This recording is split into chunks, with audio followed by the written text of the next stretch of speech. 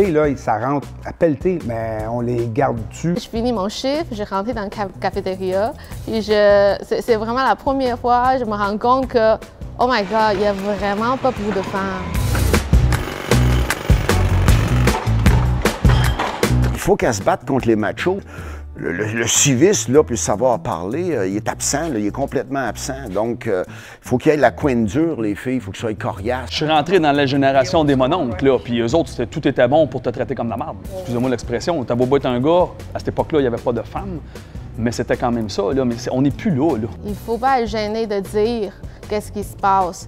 Qu'est-ce qui se passe, alors les compagnies peuvent savoir, puis peuvent améliorer la situation ensemble. C'est la première chose qu'ils nous disent quand on arrive à l'accueil.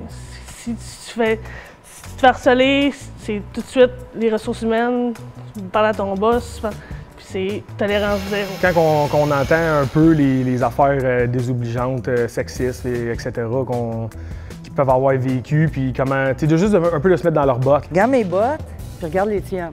Même affaire. Ils sont pareils. Fait qu'à partir de là, on fait la même affaire ici. Là. Sors ta truelle, viens-nous en poser une coupe. Quand on entend, quand on voit, de dire de quoi, puis de pas laisser ça aller. C'est un peu comme si tu approuvais si tu disais rien, à mon avis. Faut pas rester dans le silence, c'est certain. Moi, c'est le combat de toute une vie, là. Dénoncez vos contremaîtres, vos chefs d'équipe, allez voir votre patron, parlez-en à vos collègues si vous êtes gênés. Faites passer le message. Ça restera pas comme ça. Choisissons un scénario de winner, choisis pas un scénario de loser. Il n'y a personne qui a bâti une carrière, puis une réputation, puis une vie à exclure les autres, puis à dénigrer les autres. C'est un métier Cro-Magnon parce qu'on joue avec du béton, de la roche, puis tout ça, mais les boys, là, sont pas Cro-Magnon, là. Entre nous autres, entre gars, on va en faire aussi. Mais c'est la limite où ça devient méchant, ça devient condescendant ou, mettons, sexiste, raciste.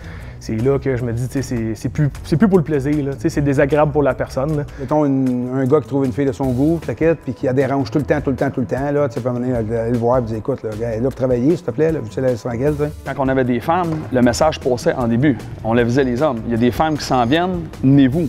Le langage gras, on n'en veut pas. Tu sais, le respect est à la base de tout, que ce soit un homme, une femme. Les hommes, il faut qu'on comprenne qu'à un moment donné, il faut avoir l'esprit ouvert puis accueillir les femmes comme du monde. On vient d'engager, il y a un mois, 4 filles. Pas aucun gars, 4 filles, tu sais, fait que on engage tellement que c'est rendu comme...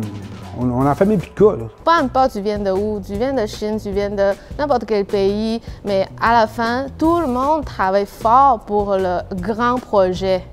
C'est ça, tout le monde ensemble, c'est comme une famille. Quand les hommes sont capables de faire un allié avec la femme, bien, ça fait des équipes... écoute, ça fait des équipes fortes. J'ai du fun à travailler avec tout le monde, que ce soit un gars, une fille. L'industrie recherche la compétence. C'est pas compliqué. On veut des gens fiers et compétents. C'est ça qu'on a besoin, ces chantiers.